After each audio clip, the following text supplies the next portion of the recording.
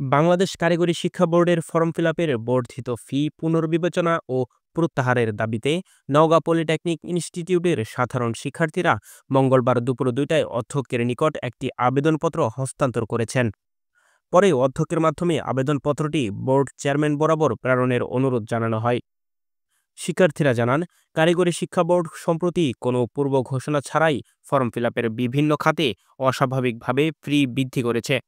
এই অতিরিক্ত ফি বিশেষ করে নিম্ন ও মধ্যবিত্ত পরিবারের শিক্ষার্থীদের উপর তীব্র আর্থিক চাপ সৃষ্টি করেছে। অনেক শিক্ষার্থী বর্ধিত ফি পরিশোধ করতে না পেরে ফর্ম ফিলাপের মতো গুরুত্বপূর্ণ কাজ সম্পন্ন করতেও সংকটে পড়েছেন। আবেদনপত্রে শিক্ষার্থীরা উল্লেখ করেন, দেশের দক্ষ মানব সম্পদ তৈরির মূল ভিত্তি কারিগরি শিক্ষা। অথচ ফর্ম ফিলাপ ফি এর এই অযৌক্তিক বৃদ্ধি শিক্ষার্থীদের শিক্ষা জীবনকে ক্ষতিগ্রস্ত করছে এবং অপ্রয়োজনীয় আর্থিক বোঝা চাপিয়ে দিচ্ছে। তারা মানবিক দৃষ্টিকোণ থেকে সিদ্ধান্তটি পুনর্বিবেচনার আহ্বান জানান।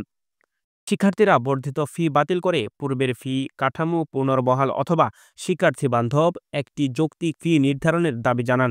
তাদের মধ্যে বর্তমান ফি বহাল থাকলে বহু শিক্ষার্থী শিক্ষাজীবন থেকে পিছিয়ে পড়ার ঝুঁকিতে পড়বেন।